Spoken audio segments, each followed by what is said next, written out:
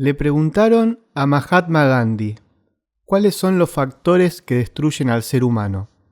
Él respondió así: la política sin principios, el placer sin compromiso, la riqueza sin trabajo, la sabiduría sin carácter, los negocios sin moral, la ciencia sin humanidad y la oración sin caridad.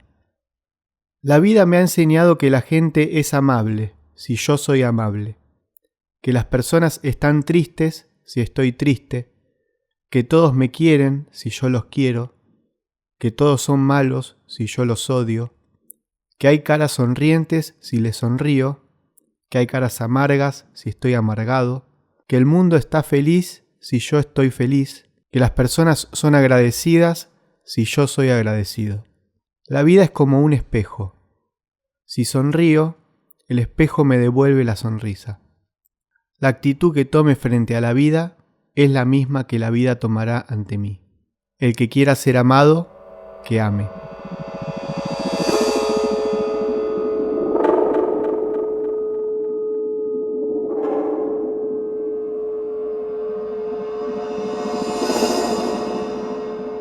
Buenas, ¿qué tal? ¿Cómo están? Bueno, bienvenidos a un nuevo episodio de Dos en Recuperación, un podcast desde la recuperación. Hola Mati, ¿cómo va? Hola Jera, ¿cómo estás? Hola a todos. Bueno, muchas gracias a todos, a todas por estar, por los lindos mensajes que siempre recibimos. Y hoy en un día muy especial para nosotros, al que le voy a dejar a Mati la presentación de la invitada que tenemos hoy. Así que Mati, te paso la palabra. Gracias Jera.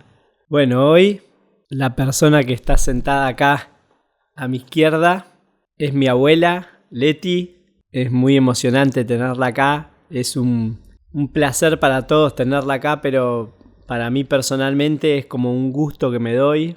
Es muy loco cómo la recuperación me acercó a ella como nunca antes habíamos estado. Tiene motivos, tiene explicaciones de por qué pasó. Primero y principal, ella siempre estuvo ahí no tanto para mí, sino para todos en mi familia y para la gente que no era de la familia y hasta quizás la gente que ella no conoce. Siempre estuvo predispuesta a escuchar, a ayudar y me acuerdo que hubo un día que yo ya no podía más con mi vida y no sabía a quién recurrir, dónde pedir ayuda, cómo pedir auxilio y entré a su casa y me quebré en llanto.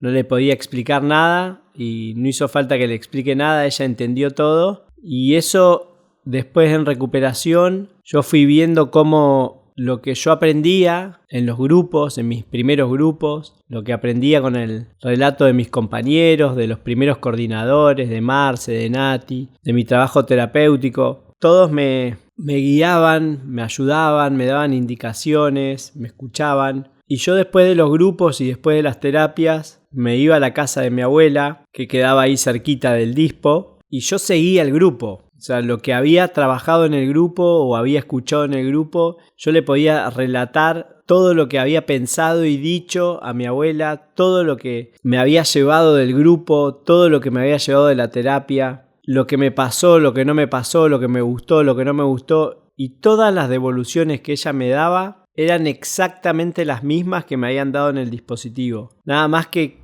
tal vez con otra manera de explicarla. En el dispo más hablando desde el lado de una enfermedad, con gente capacitada y con conocimientos, ¿no?, de la enfermedad. Leti nunca consumió, nunca se drogó y nunca estudió nada de la recuperación, pero sus años y su espiritualidad y su sentido común y discernimiento hacían que me diga lo mismo que me decían los expertos en la materia. Entonces eso hizo que yo tenga como un personal trainer de la recuperación en mi familia. Eso sumado a que yo sentía que la podía mirar a los ojos ahora que estaba en recuperación, cosa que no me pasaba antes. Yo sentía que ella era todo lo que estaba bien y yo sentía que yo era todo lo que estaba mal. Entonces me costaba bueno, me costaba en general con todo conectar, ¿no? Como siempre hablamos, la conexión, que es lo más importante que uno recupera en el trabajo que hacemos a diario. Yo estaba muy desconectado de los niños, de la gente adulta, de mis padres. El último lugar al que iba estando en consumo activo era a charlar con mi abuela. Yo sabía que ahí no iba a haber consumo, que ahí me iba a encontrar en aprietos porque la vida que yo estaba llevando no era la vida que ella me iba a enseñar o me iba a predicar. Entonces, bueno, se hacía muy difícil que yo me acerque como es hoy. Como después, bueno, ella tuvo un accidente en un momento y nos unimos aún más y pude sacarle más el jugo. Y para mí la espiritualidad empezó con ella. Ella para mí es la representante de la espiritualidad. Ahora, por ejemplo, antes de empezar el episodio hizo ella una oración poniendo en manos de Dios este episodio y que pueda llegar a la gente. Y nada, me emocioné las cosas que dijo. Realmente para mí, a veces, bueno, Leti, vos tenés cosas que yo las catalogo como gente de tu edad, pero que a veces cuesta que nos pongamos de acuerdo en algunas cosas, pero generalmente sos una maestra para mí. Tenerte acá y que puedas compartir en este espacio tan sagrado para nosotros y para la gente que escucha, que me ilusiona que algo de lo que tanto me ayuda a mí como adicto en recuperación pueda ayudar a Jera, que está acá, y a las personas que escuchen. Y respecto a lo que leyó Jera, que nos trajo hoy la invitada de Mahatma Gandhi, que habla de la vida como un espejo, yo pensaba que, sin saber que existía este texto, justamente a mí Leti me enseñó con su ejemplo a tener coherencia con los valores y con lo que uno hace. Yo siempre digo que mi recuperación, de la cual soy responsable, no soy responsable de tener la enfermedad, pero sí de mi recuperación. Y no soy solo responsable por mi vida, por mi recuperación. Yo siento que soy responsable por las personas que me rodean también. Y que si yo estoy bien, ellos van a estar bien. Y que si yo estoy mal, ellos van a estar mal. Y lo importante que es para mí poder tratar de contagiar mis ganas de vivir, que las tengo, no es que me pongo en un papel de algo que no me pasa o algo que no soy. Yo tengo ganas de vivir, siento que tengo una vida que vale la pena y me dan ganas de contagiar lo que me pasa y de, no sé, cuando veo a alguien que está mal, de sacudirlo y decirle, dale, vos podés, vas a poder, la vida se pone buena, a mí me pasó. Entonces no es casualidad que desde que yo estoy en este camino en el cual generalmente o yo estoy bien y estoy de buen humor, con ganas, con pilas, positivo, a mí la vida no para de devolverme eso. Así que bueno, después de esta intro y esta resonancia que tuve con el texto, Leti, hola, ¿cómo estás? La verdad que yo nunca he sido entrevistada por nadie y no estoy acostumbrada. Si hubiese sido esto con cámara, directamente no venía, porque me hubiera derretido en el camino.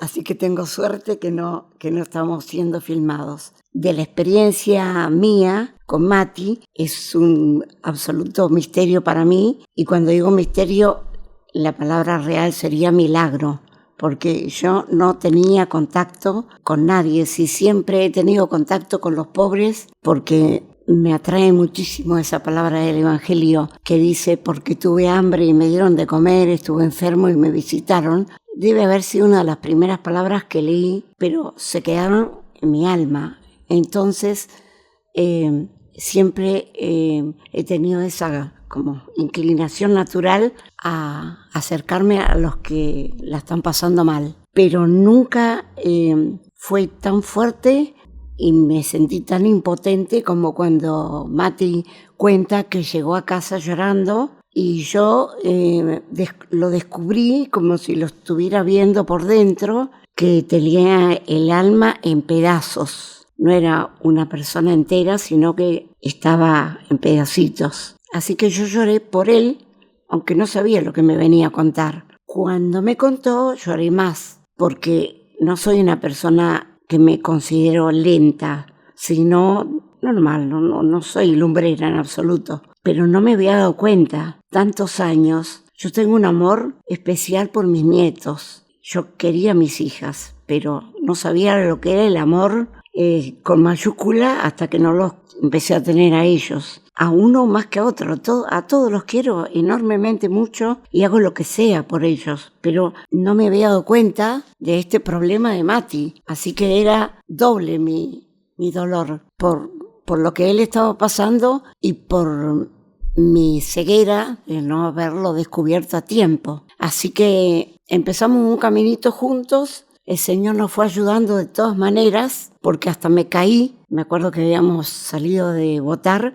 no llovía y sin embargo me resbalé y me rompí el brazo. Yo tengo una hija que cree que es mi madre en realidad. Entonces cuando yo la estoy pasando mal, ella me lleva a su casa y me cuida como si fuera su bebé, yo, el bebé de ella. Y a mí no me gusta mucho porque soy muy libre, muy independiente, pero mirando para atrás y reflexionando con otra nieta, que es un amor de persona también, Ceci, me dijo, mirá Leti, ahora que lo veo, qué suerte que te caíste, porque vos pasaste 2 meses escuchándolo a Mati en la casa de Sally. Eran las 3 de la mañana y seguía él hablando. La madre estaba desesperada de escuchar que nosotros hablábamos. Me decía, por Dios, te cuenta siempre lo mismo, ¿cómo no explotás? Y yo estaba tan interesada escuchándolo que es como si me hubiera caído para escucharlo. Esa fue la tarea mía de mi recuperación del brazo. Así que bueno, espero que no me cueste otro brazo, otro problema, pero la verdad que no la pasé mal, porque estaba cuidada y estaba sintiéndome, como dice Mati con sus estudios, estaba siendo útil a alguien, mejorando la humanidad de él. Así que, bueno, por eso estoy aquí, porque me han invitado. Y otra cosa que les quería contar es que yo tengo varias invitaciones raras durante los días de mi semana. Siempre son invitaciones así, las invitaciones que se le puede hacer a un viejo que encima se hace el espiritual, así que no me invitan a cosas muy divertidas. Y me cuesta, aunque una vez una persona muy sabia me hizo discernir que era lo único que pediría si pudiera pedir una sola cosa para ser feliz, para terminar mi vida. Esto hace 40 años me lo dijo. Y yo le dije, sí, yo sé lo que quiero pedir. Yo pediría hacer la voluntad de Dios con mis actos. Pero me veo en una encrucijada terrible, porque ¿cómo discierno cuál es la voluntad de Dios? Bueno, la persona que me estaba escuchando me dijo, bueno, no es difícil. Si vos esperás que aparezca el ángel Gabriel en tus sueños o en tu vida diaria para decirte cuál es la voluntad de Dios, vas a esperar mucho tiempo. Quizás nunca tengas esa visita. Pero para discernir las cosas prácticas de la vida de cada uno de nosotros, te voy a decir que es fácil discernir la voluntad de Dios. Lo que más te cuesta, lo que más te duele, lo que menos te gusta, esa es la voluntad de Dios. Y entonces, bueno, no es lo que no me gusta, pero sí fue hoy lo que más me costaba era venir hasta acá. Así que le agradezco a los chicos haberme invitado, porque no sé en qué puedo ser útil yo en esta mañana con ustedes. Bueno, gracias Leti, gracias Mati.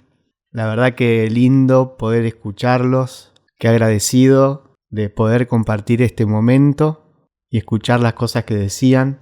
Agradecerle mucho a Leti por esto, por estar aquí, de ser nuestra primera invitada que representa el mundo de las familias, de los familiares. Y pensaba que a nosotros nos escuchan muchos familiares y qué lindo escuchar la voz de un par también en ese sentido y resonar un poco del sentir de las personas que acompañan a personas como nosotros que transitamos por una adicción, que hoy estamos en recuperación, que nos apoyan, que son nuestra red, como bien comentaba Mati, ¿no? Cómo Leti lo acompaña en este proceso, charlas post-terapias, post-grupos, en donde empieza a circular la misma energía.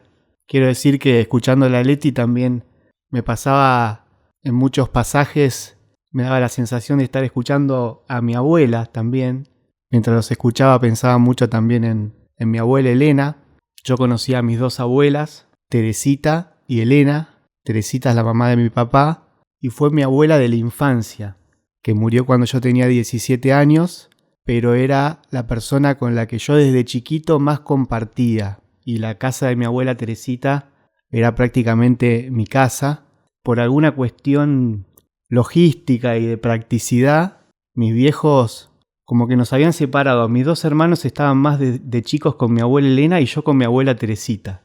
¿Viste? Como para dividir el trabajo de las abuelas en su rol maternal también que tienen con sus nietos y con todo ese amor que también decía Leti.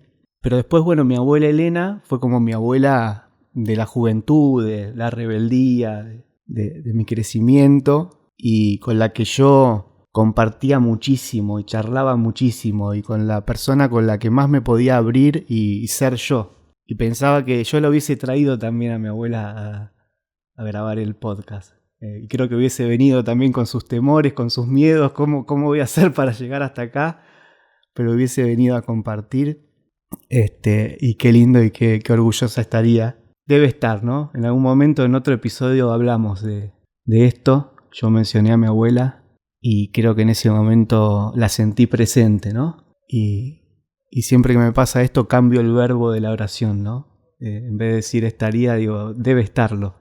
Después lo escuchaba a Mati hablar de la recuperación y desear que esto que se está generando acá, de escucharla a Leti, de lo que él siente, que es estar con Leti y tenerla a su lado, y que pueda llegarle a alguien más, que pueda sentirse acompañado. Y pensaba que la recuperación genera eso, esto que estamos haciendo acá, tratando de pasar el mensaje. La recuperación contagia, el mensaje de la recuperación se transmite de diversas maneras. Hace unos días hablaba con un compañero mientras corríamos y pensábamos en eso, en cómo estando en los grupos o compartiendo espacios de recuperación, ya uno tiene la posibilidad de inspirarse, de ver el progreso de los demás, de desearlo para uno mismo, de adquirir herramientas, de sentirse incluido, de sentirse escuchado, de sentirte que empezás a pertenecer a algo que te está ayudando a crecer, a mejorar, y que eso se transmite oralmente, se transmite con el ejemplo, con la actitud, y empieza como a penetrar en uno, ¿no? Lo importante es llegar, y ojalá que esto sirva para ayudar a quienes todavía no hayan tenido la oportunidad de llegar a un tratamiento, puedan llegar. Mati en un momento también habló de la coherencia con los valores y con lo que uno hace. Y a partir del disparador que nos trajo Leti, leyendo estas palabras de Mahatma Gandhi, me encontré con otra frase de él que decía: la felicidad aparece cuando lo que piensas, lo que dices y lo que haces está en armonía. Y después me apareció otra frase que no sé, Mati, si te acordarás, pero yo recuerdo haberla escuchado en el dispositivo, que dice: cuida tus pensamientos porque se convertirán en tus palabras. Cuida tus palabras porque se convertirán en tus actos. Cuida tus actos porque se convertirán en tus hábitos. Cuida tus hábitos porque se convertirán en tu destino. Bueno, gracias a los dos. Muy linda la frase, Jera. Me encantan y me suena haberlas escuchado. Me llegan bien adentro y coincido con lo que dicen. Yo pensaba en qué paz me da, qué calma me da, qué serenidad poder caminar y enfrentar la vida, atravesar la vida, sintiendo que uno realmente está haciendo lo mejor que puede y que está haciendo las cosas bien. Yo me doy cuenta en muchas cosas. Con mi pareja teníamos una relación muy difícil los primeros años, donde yo estaba muy inseguro, producto de temas personales, ¿no? De la vida, de cosas que me tocaron vivir, cómo yo fui creando un personaje que tenía sus propias creencias, las cuales me hacían mucho daño, pero yo las veía como verdades y que para mí eran algo implícito que no hacía falta ni siquiera ponerlo en palabras porque para todos era así. Todos veían igual que yo, pensaba, y los que no veían como yo era porque estaban equivocados. No les había tocado vivir lo que me tocó vivir a mí. Porque yo pensaba que cualquiera que haya visto lo que yo vi tenía que pensar igual. Y entonces ponía, por ejemplo, a todos los hombres que eran iguales, no confiaba en mí, no confiaba en los hombres, creía que cualquiera me iba a hacer daño, que me iban a lastimar y que yo, para protegerme y que no me afecten sus ataques, entre comillas, me drogaba. Entonces era como mi escudo para no sentir esas agresiones que no existían. Generalmente nadie me dañaba, nadie me bardeaba, nadie hablaba mal de mí, por lo menos que yo me entere. No me atacaba a nadie, pero yo estaba muy dolido con cosas que me pasaron cuando era chico, cosas que después me tocaron vivir de grande, que no tuvieron ninguna de todas esas cosas tuvo un trabajo. Yo no lo hablaba con nadie, no lo trabajaba de ninguna manera, pero cada día que pasaba me mostraba como alguien más fuerte, cuando por dentro era cada vez más débil y más vulnerable, pero yo lo veía como una debilidad negativa, como que ser vulnerable era algo malo. Hoy yo lo veo como que todos somos vulnerables en algo, y yo conocer cuál es mi punto débil me sirve mucho y hasta me parece bien, me parece humano, y pido ayuda con lo que a mí me cuesta. Acepto que no soy como los demás, como también pienso que los demás no son como yo. Cada uno es como es y no está ni bien ni mal. En algunas cosas habrá gente que logra más cosas que yo, que tiene alguna virtud que yo no tengo, y en algunas cosas las tendré yo y ellos no. Pero la recuperación me dio la posibilidad de conectar de vuelta con quién soy, con quién me gustaría ser. Me dio cosas como la disciplina, la responsabilidad, el respeto por mí, por los demás, por el mundo, el respeto por mis creencias, por las cosas que yo considero importantes. Que me hago siempre la pregunta de, por ejemplo, ahora estoy estudiando psicología y me encantaría ser psicólogo. Sería un sueño, sería algo que hasta ahora no pude hacer. Es la primera vez que elijo una carrera, que elijo lo que tengo que leer, que estudiar. Yo lo elegí con mucho trabajo, después de mucho trabajo, de mucho análisis. Y Dios quiera que me reciba algún día, pero no es lo más importante de mi vida ser psicólogo. Y la recuperación a mí yo siempre siento que me abrió los ojos, que yo tenía una venda en los ojos, me acercó a personas que forman parte de este pequeño mundo dentro del otro mundo, que me ayudan a creer que es posible, que yo estaba equivocado, que lo que yo creía no era cierto. Me lo demuestran con la acción, con los hechos, con argumentaciones, con su ejemplo. Y ese abrir el panorama y abrir un poco la cabeza, y que no era todo tan como yo pensaba, y que el personaje que yo había creado de mí me hacía mucho daño. Entonces me pude abrir para conectar, por ejemplo, con mi abuela, que la tenemos hoy acá con nosotros.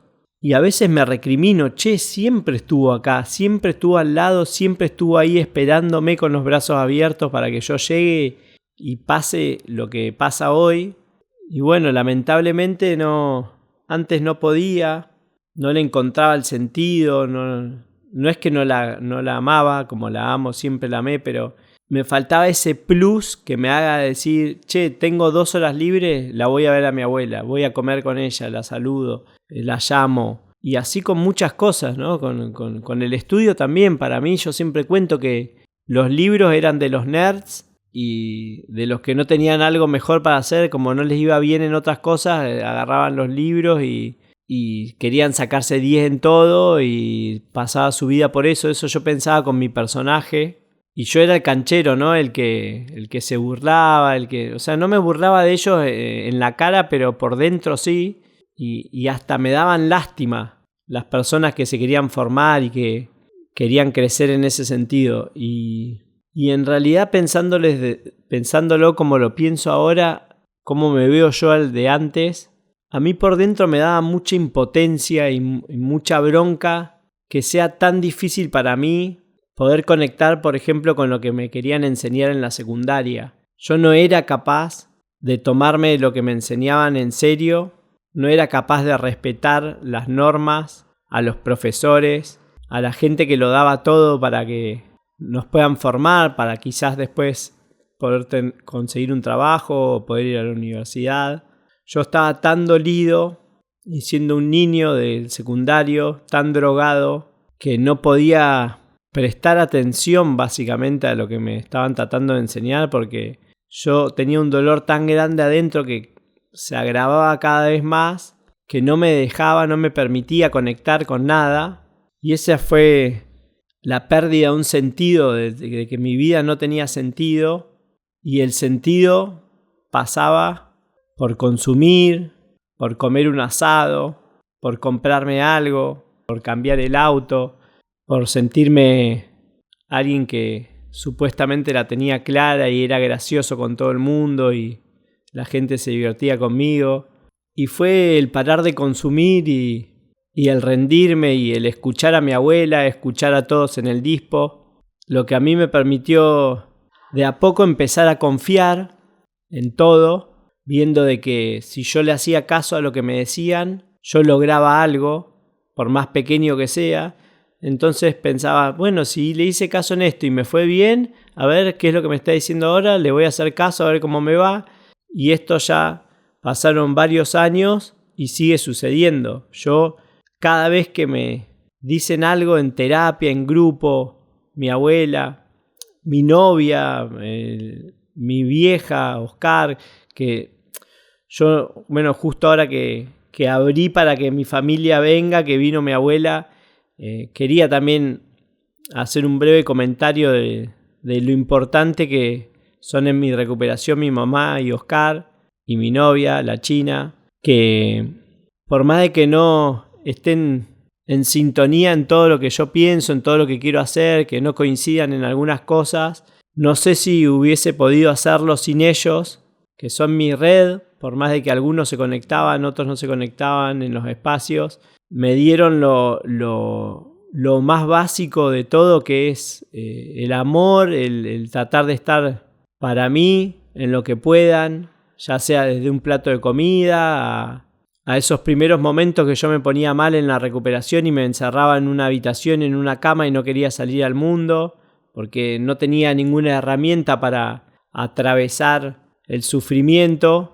Entonces, como ya no me podía drogar, lo que hacía era meterme en una cama y taparme y querer que la vida se termine, que el día se termine. Esa era mi manera al principio. Hoy, gracias a Dios y a todo el trabajo, lo enfrento de otra forma. Este año descubrí en distintas oportunidades de que puedo estar muy triste por algo que me haya pasado y puedo estar muy bien al mismo tiempo y no tiene nada de malo.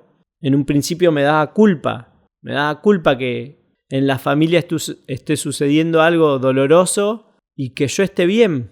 No es que no estaba triste, estaba muy triste, pero al mismo tiempo me tocó estar en un viaje afuera este año, festejando mis 40 años y falleció un abuelo mío. Después el otro día con lo del perro y así van pasando cosas que las enfrento de una manera tan distinta, me relaciono tan distinto con mi novia, veo tan distinto a los libros, valoro tanto la presencia de los seres queridos vivos alrededor mío y con salud y que no nos falta comida, que tenemos un techo calentito para dormir. Cosas que siempre estuvieron, mi abuela siempre estuvo ahí para mí, pero yo no estaba para ella, no estaba para ver que en la plaza hay árboles, niños, perros. Bueno, me diste pie para recordar esta etapa de la recuperación que me hacía gracia porque empezamos a ir a los parques a tomar mate. Se ve que no sabía con qué suplir lo que le faltaba a Mati, entonces eran termos y termos de mate y yo lo acompañaba a la plaza y una vez en el botánico dice: no puedo creer que estos árboles estaban acá.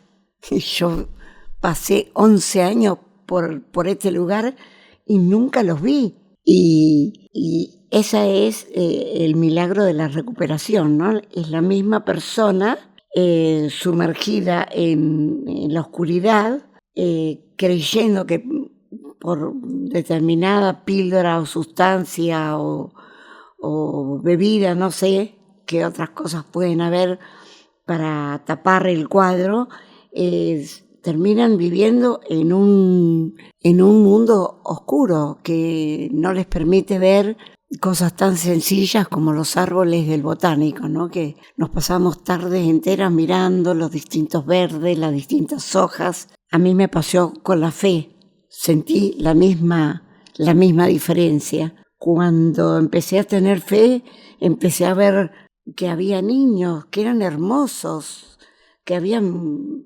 animalitos, plantas, flores, y antes estaban también ahí, pero yo no las había visto. Cuando no tenía fe, estaba bien centrada en mi desgracia, y pienso que es lo que les pasa a los que tienen cualquier enfermedad, cualquiera, pero creo que la mental es la más dura porque sabemos que si la cabeza se pincha, todo el resto del cuerpo no funciona.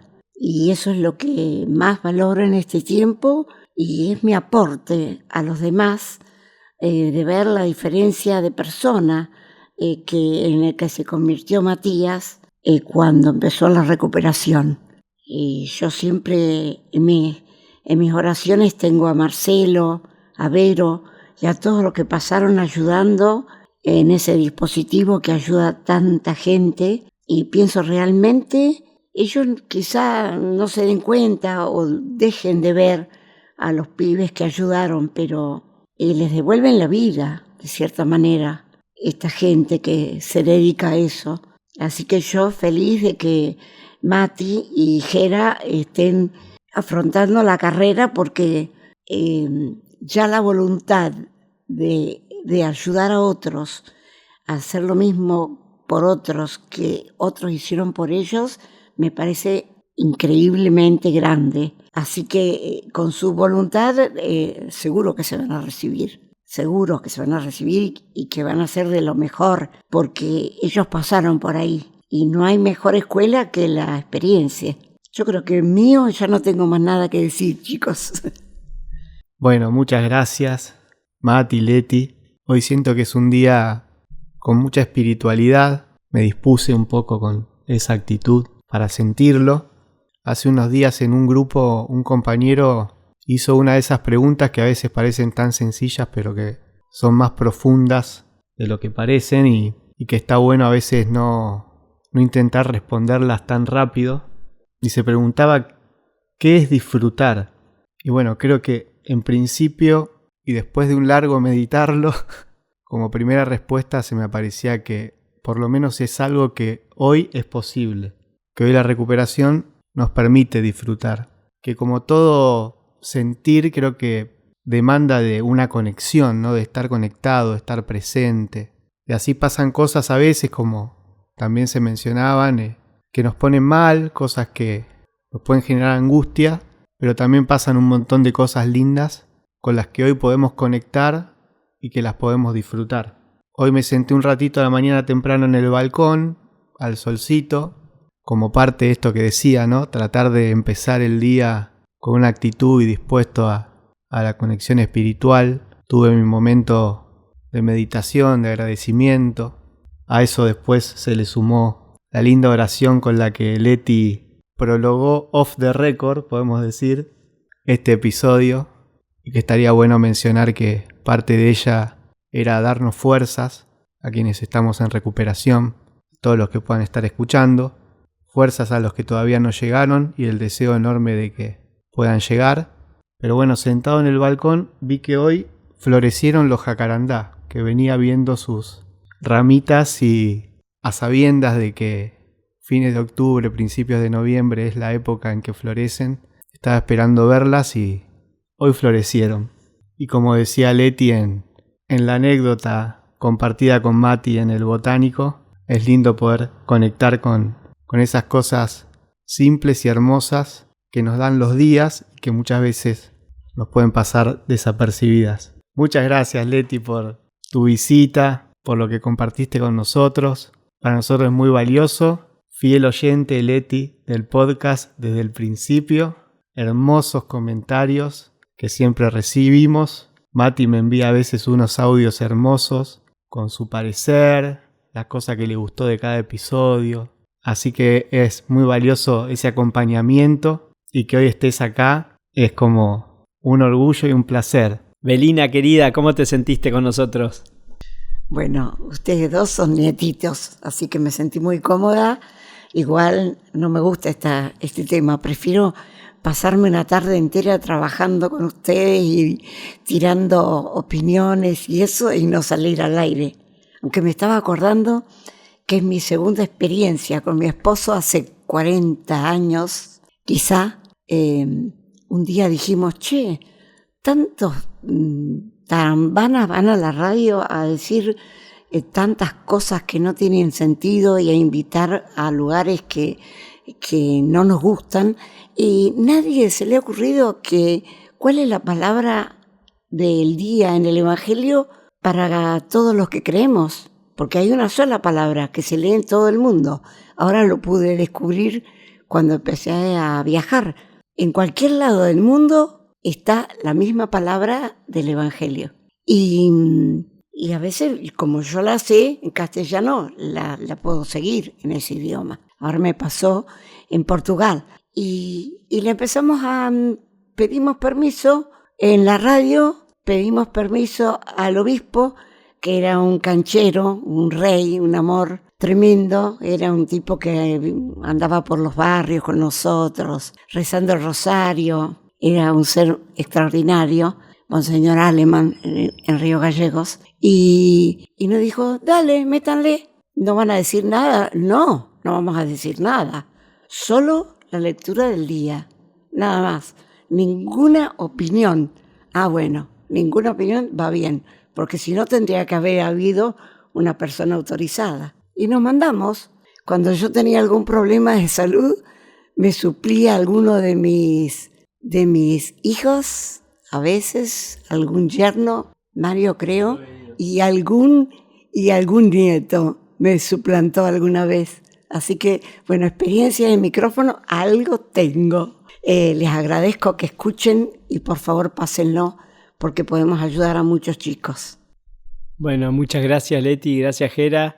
Yo para cerrar, una de las cosas más fuertes que me pasó, y está relacionado a algo que dijo Jera y algo de la presencia de Leti acá, es que este esposo del que ella habla, Peli, yo estaba en los primeros meses de la recuperación y fui hasta Corrientes, viajé con la excusa de ver a mi hermano y a su esposa. Fui a ver a un sacerdote que yo tenía muchas ganas de verlo. Yo en ese momento no le daba mucha bola a la religión, pero quería hablar con este cura que mi hermano me había hablado tanto, y yo nunca le mencioné nada de mis abuelos en la charla. Y en un momento el sacerdote me dice, tu abuelo está muy orgulloso de vos. Y mi abuelo estaba en el cielo.